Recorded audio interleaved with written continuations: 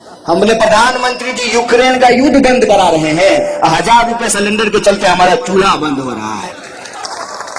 देश में 16 मिनट में एक महिला के साथ बलात्कार होता है और देश के गृह मंत्री लॉ एंड ऑर्डर की बात कर रहे हैं। कहां से होगी महिला सुरक्षा की बात जब सरकार में बैठे हुए लोग बलात्कारियों को संस्कारी बताएंगे? तो आप बताइए कि महिला सुरक्षा की बात कैसे होगी? कि मोदी जी हो गए हैं ग्लोबल लीडर, देश में रहते ही नहीं है, अमेरिका लंदन इधर उधर घूमते रहते हैं, तो उनका ध्यान अब अहमदाबाद सूरत गुजरात के राजकोट पे नहीं है। अपना कोट टाइट और लंदन में हाय हाउ आर यू, तो वो ना अब देख ही नहीं रहे कि गुजरात में क्या हो रहा है, तो वो हो गए हैं इंटरनेशनल। टीवी में बैठ करके मेरे सामने भाजपा के प्रवक्ता ने मोदी जी को देश का बाप बोला। बोलिए देश का अपमान है कि नहीं है? अपमान है ना। मोदी जी को देश का बाप बोलने वाले भाषा की मर्यादा सिखा रहे हैं। 27 साल से आप सरकार चला रहे हैं, बच्चा जो पैदा हुआ वो 27 साल का हो गया, 5-6 साल वैलेंटाइन डे मना लिया, आई लव यू टू, शादी हो गई, अब उसके बच्चे हो गए हैं। इतने साल से कांग्रेस की सरकार नहीं है, तब भी हर मंच पे जाकर के, हर रैली में जाकर के कांग्रेस को गालियां निकाली हैं। तो मेरे मन में एक ही सवाल आता है कि पैदाइशी बेशरम है कि सुबह सुबह कोई चूरन खाते हैं बेशरमी का? आपके घर में वॉशिंग मशीन नहीं है, भाजपा के दफ्तर में लगा हुआ है। जिस कांग्रेस को भ्रष्टाचारी बोलते हैं, जिस कांग्रेस के नेता को भ्रष्टाचारी बोलते हैं, जब तक वो कांग्रेस में रहता है तब तक भ्रष्टाचारी है। बीजेपी का खेस ओढ़ते जो है सदाचारी बन जाता है। अरे गुजरात में सरकार बना दिए, वार्डर बना दिए, एमपी बना दिए, मुख्यमंत्री बना दिए, प्रधानमंत्री बना दिए, अब क्या कीजिएगा? अमेरिका का राष्ट्रपति बना दीजिएगा क्या? आवाज आ रही है? सबको आ रही है? सबसे पहली बात तो ये कि मुझे गुजराती नहीं आती है।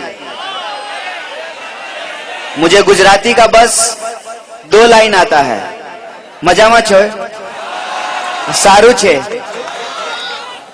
तो मैं आपसे हिंदी में बोलने की इजाजत चाहता हूं। इजाजत है क्या? हिंदी चलेगी? बहुत बहुत धन्यवाद, बहुत शुक्रिया।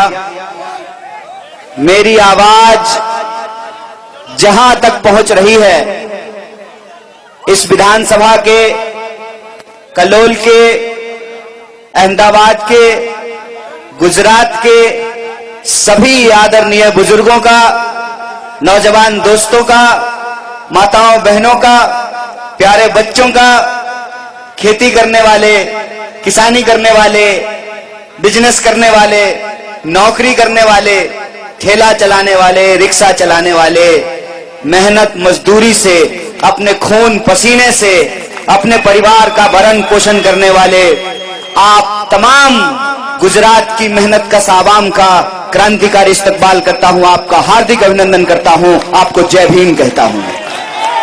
जय भीम, जय भीम। दोस्तों, मैं अपनी 2-4 बातें आपसे करूंगा। उससे पहले मैं इस मंच से मोरबी में जो दर्दनाक हादसा हुआ है, उस हादसे के चलते जिन लोगों ने अपने को खोया है, उनके प्रति संवेदना व्यक्त करता हूं। जिनकी मौतें हुई हैं, उनको श्रद्धांजलि देता हूं।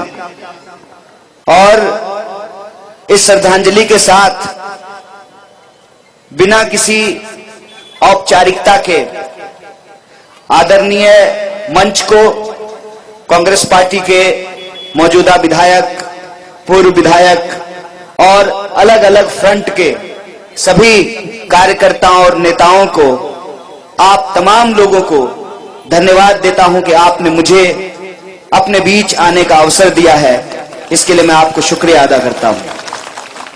दोस्तों, मैं पहली बार गुजरात आया था ऊना आंदोलन के दौरान। ऊना की घटना आप लोगों को याद है, किस तरीके से नौजवानों को बांध करके पीटा गया। और उस आंदोलन के दौरान ही एक दोस्त बना जिसका नाम जिग्नेश मेवानी है। पहले अपक्ष पक्ष से एमएलए थे, अब भारतीय राष्ट्रीय कांग्रेस के गुजरात प्रदेश के वर्किंग प्रेसिडेंट हैं। और आजकल जब मैं गुजरात आता हूं तो लोगों को कहता हूं, मेरा हार्दिक स्वागत मत कीजिए, आप सिर्फ स्वागत कीजिए। ये बात का जिक्र मैं इसलिए कर रहा हूं कि आपने पिछले कुछ सालों में एक चीज देखा होगा, जो लोग सत्ता में बैठे हुए हैं उनको कुर्सी का अहंकार हो गया है। वो अपना दिन भूल गए हैं कि वो साधारण राजनीतिक कार्यकर्ता हुआ करते थे। जब से साधारण राजनीतिक कार्यकर्ता मंत्री, मुख्यमंत्री और प्रधानमंत्री बने हैं, सत्ता का घमंड हो गया है। तो मैं आपके बीच जो दो चार बातें कहने के लिए आया हूं, उससे पहले यह कहना जरूरी है कि चुनाव के वक्त हर कोई, हर पार्टी अपनी पार्टी के बारे में और अपने कैंडिडेट के बारे में अच्छी अच्छी बातें करता है। और जब अच्छी अच्छी बातें हो जाती है, तब जो आपका सबसे बहुमूल्य चीज है, वोट, वो आपसे मांगता है। और जब आप उसकी बातों में आ जाते हैं, उसको अपना वोट दे देते हैं, फिर वो आपको भूल करके सब कुछ करता है। तो मैं आपके सामने यह बात स्पष्ट कर दूं कि मैं वो बात नहीं करने आया हूं जो हमारे कैंडिडेट के बारे में है। मैं वो बात नहीं करने के लिए आया हूं जो हमारी पार्टी भारतीय राष्ट्रीय कांग्रेस के बारे में है। मैं इस देश का एक साधारण नौजवान होने के नाते, यहां जो माताएं बैठी हुई हैं उनका बेटा होने के नाते, यहां जो बुजुर्ग बैठे हुए हैं उनका बेटा होने के नाते, और यहां जो नौजवान हैं उनका दोस्त होने के नाते, मैं वो बातें करना चाहता हूं जो आपकी बातें हैं, जो आपकी सच्चाई है, जो आपका हकीकत है। मैं समझता हूं कि जिस समस्या से लोग पूरे देश में जूझ रहे हैं, उन समस्याओं से कहीं ना कहीं आप भी परेशान हो रहे हैं। तो आपका और हमारा रिश्ता भले खून का ना हो, लेकिन दर्द और संघर्ष का जरूर है। इसीलिए मैं जो आपसे बातें करूंगा, वो बातें आप रोज झेलते हैं, क्योंकि हमारी समझदारी यह है कि कोई बाहर से आकर के आपको क्या समझाएगा। यूपी से आके, आसाम से आके, दिल्ली से आके, हैदराबाद से आकर के कोई गुजरात के लोगों को क्या समझाएगा कि उसको क्या करना चाहिए। जो लोग यहां रहते हैं वो 365 दिन यहीं रहते हैं। चुनाव में तो अलग अलग तरह के जीव जंतु आते हैं, घूम करके, खा पी करके, हेलीकॉप्टर उड़ करके चले जाते हैं।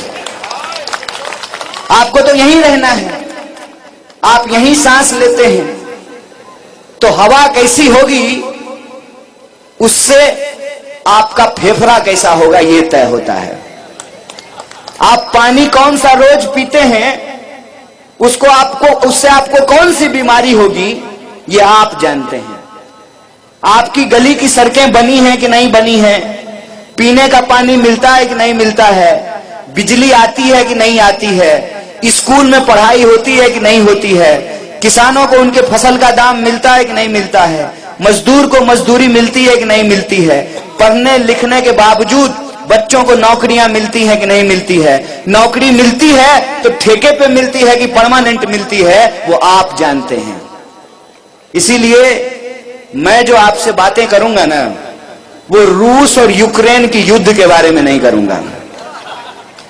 अगर हम आए हैं आपके बीच तो आपकी तकलीफ की बात होनी चाहिए। यहां अहमदाबाद में लोग जमीन खरीद नहीं रहे हैं और कश्मीर में जमीन खरीदने की बात हो रही है। यहां देश में सबसे ज्यादा महंगी बिजली लोगों को खरीदनी पड़ रही है। 22 बार